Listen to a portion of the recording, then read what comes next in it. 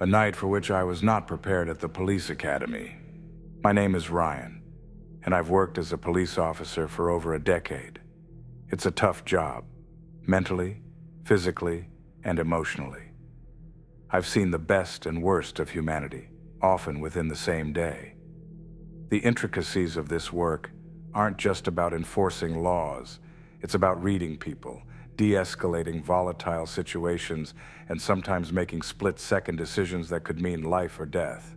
Around 9 p.m., we got a call about a disturbance at an abandoned warehouse on the outskirts of town.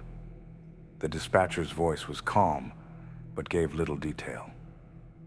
Caller reports hearing strange noises and seeing lights inside the building. No further information. These calls were usually nothing. Teenagers sneaking in to drink, maybe someone looking for shelter. Still, protocol was protocol, so we headed over. As we approached the warehouse, the vast emptiness around it struck me. It sat alone, surrounded by overgrown weeds and broken fences, its windows shattered and its walls covered in graffiti. A single street lamp flickered nearby, casting eerie shadows. We parked a short distance away and walked toward the entrance. The silence was unsettling. Malik and I exchanged glances. "Probably just some kids messing around," he said, trying to lighten the mood. I nodded, but something about the place felt off. As we entered the building, the air inside was damp and heavy, carrying a faint, metallic smell. Our flashlights swept across the room, illuminating piles of debris, rusted machinery, and old crates. Then we heard it, a faint sound, like a child's laughter, echoing through the halls. I froze. "You hear that?" Malik whispered. I nodded again, my grip tightening on my flashlight. "Probably just the wind," I muttered, trying to convince myself. But deep down, I wasn't so sure. We moved deeper into the warehouse, following the sound. It came intermittently, faint but distinct, like it was leading us somewhere. Then, we saw it. A small, flickering light in the distance. It looked like a candle. Malik and I exchanged another glance, this time more serious. "Stay close," he said, his voice barely above a whisper. As we approached, the laughter grew louder, more unsettling. It wasn't joyful. It was hollow, almost mocking. My heart raced as we rounded a corner and found a small room. Inside, there was a single candle burning on the floor, surrounded by what looked like children's toys arranged in a circle. Dolls, cars, blocks, all old and dusty, like they'd been there for years. "What the hell is this?" Malik muttered. Before I could respond, the laughter stopped. Dead silence.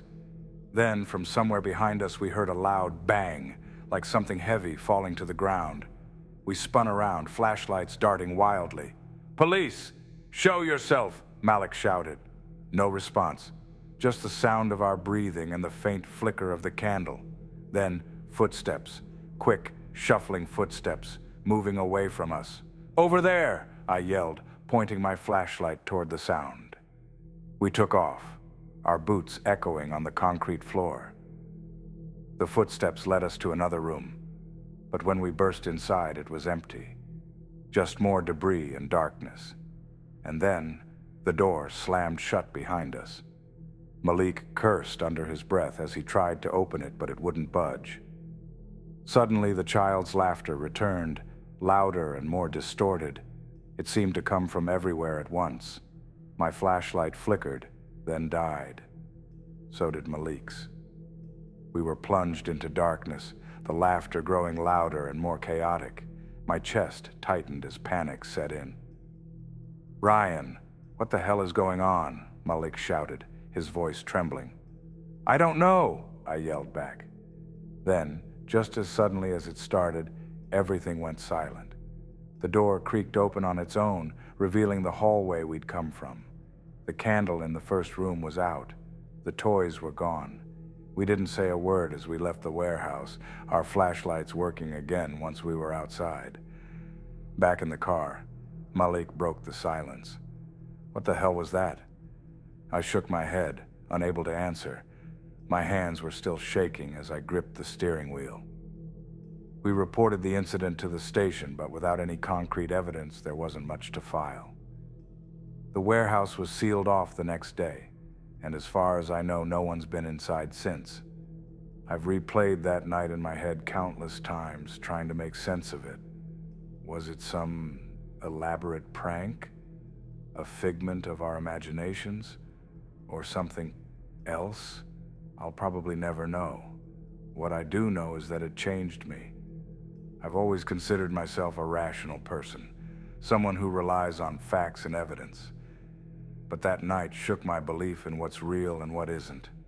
Sometimes I still hear that laughter in my dreams, and every time I pass by that part of town, I get a chill down my spine. Being a cop means facing danger, uncertainty, and the unknown. But nothing I've faced before or since has left me as unsettled as that night in the warehouse. It's a reminder that some things just can't be explained.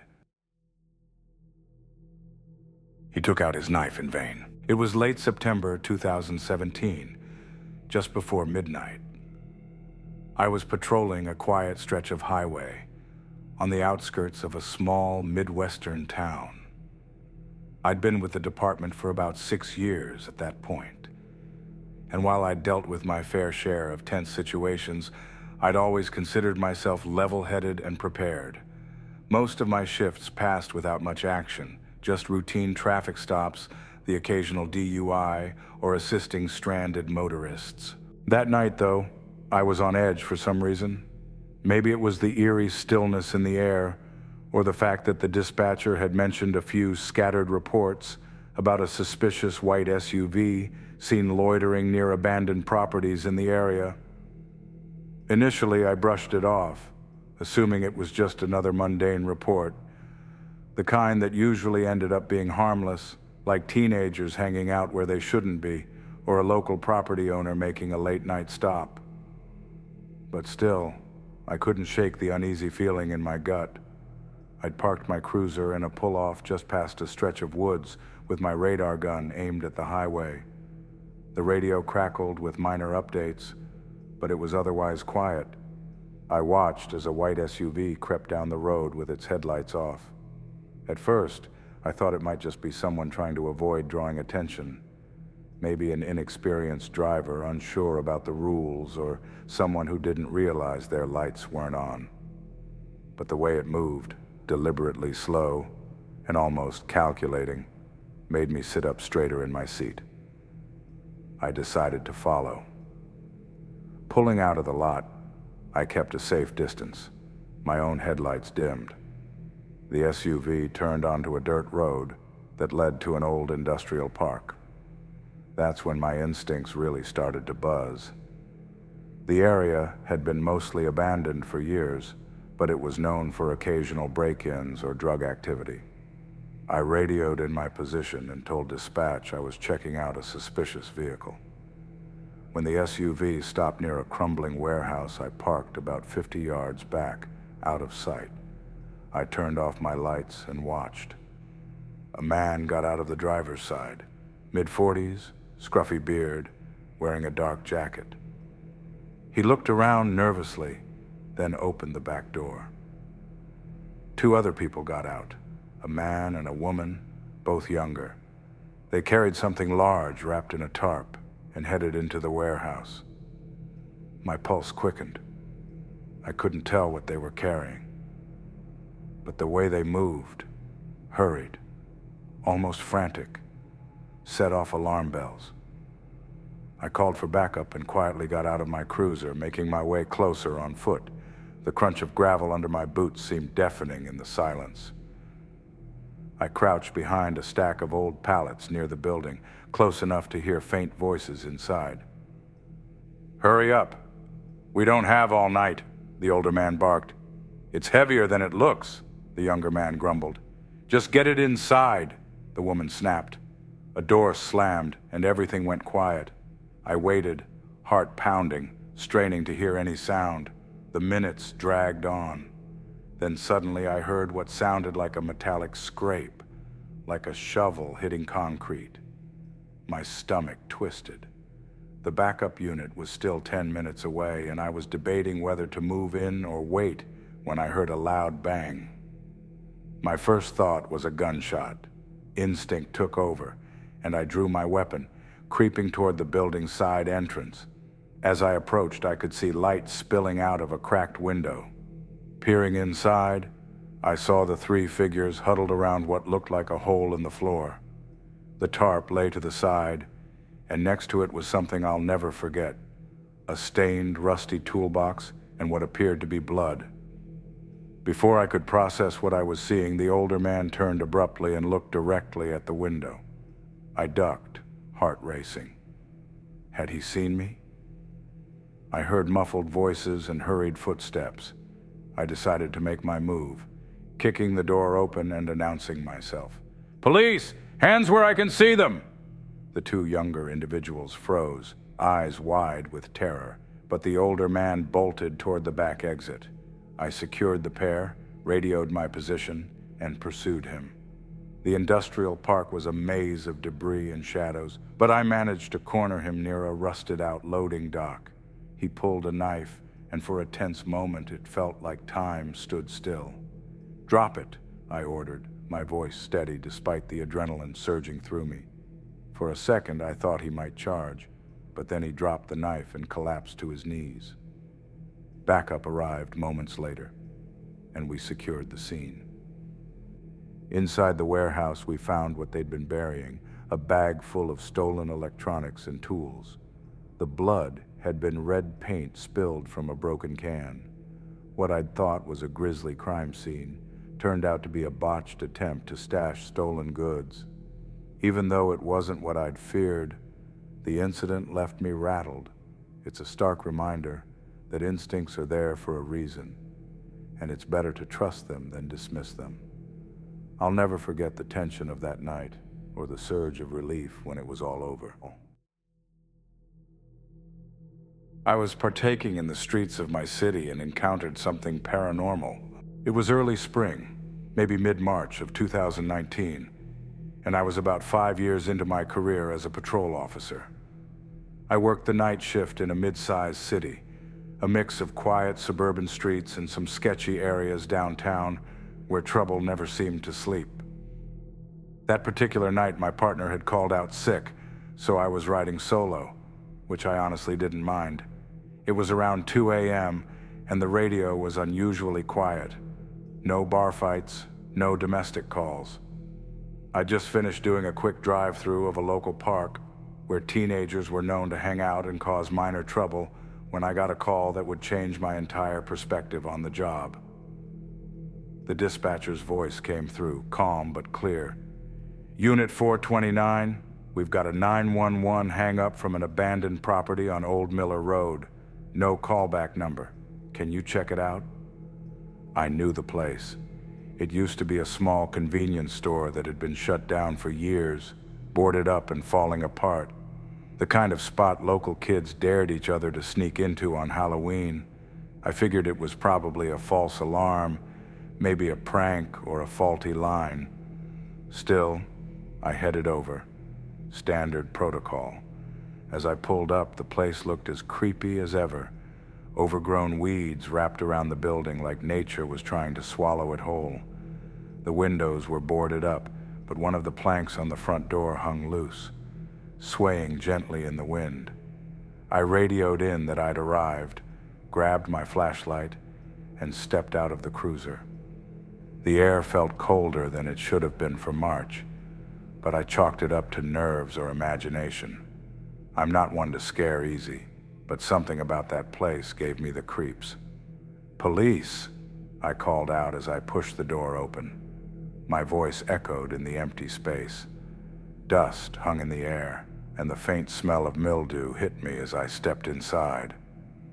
The floor was covered in broken glass and old wrappers, the remnants of people who'd been there before. I didn't see or hear anything out of the ordinary. Then I heard it. A faint sound coming from the back. It was a rhythmic tapping, like someone lightly drumming their fingers on a table. I froze for a moment, every hair on my body standing up. "Hello?"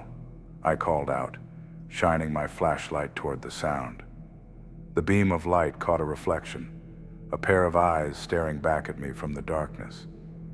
I didn't have time to think. The figure darted out from behind an old counter and ran deeper into the building. My heart was pounding as I gave chase, my boots crunching on broken glass. "Stop! Police!" I yelled, but they didn't stop. Instead, they led me into the back room, where the air felt even colder. The walls were lined with shelves, most of them empty except for a few old cans and boxes. Then I saw them. The same eyes, peeking out from behind a shelf. I raised my flashlight, and that's when I noticed something that made my blood run cold. The person, or whatever it was, didn't move like a normal person. Their limbs seemed too long, their movements jerky, almost inhuman. I drew my weapon and ordered them to come out, but instead, they let out this low, guttural sound that didn't seem possible for any human throat. Before I could react, they bolted toward the back door, their movements so fast and unnatural that it didn't seem real. By the time I made it outside, they were gone. I scanned the area with my flashlight but saw nothing. No footprints in the dirt. No sign that anyone had been there at all. When I got back to my cruiser, I radioed in what had happened. The dispatcher sounded confused. 429, are you sure? That building doesn't have a back door. It was sealed off years ago. I froze, my mind racing. I could have sworn I'd just chased someone through that back door. But when I went back to check, the door was gone. Just a solid, boarded-up wall where I'd seen them escape. To this day, I can't explain what I saw. I filed the report as an unsubstantiated 911 hang-up, but it still haunts me. I've been to crime scenes, dealt with dangerous people, and seen my fair share of weird things on the job, but nothing compares to that night. I avoid Old Miller Road now. Call it superstition or paranoia, but I don't care. Some things are better left unanswered. If you like these stories, please don't forget to like this video, subscribe to the channel, and click the bell to listen to new stories from Mr. Fear every day. Thank you for watching.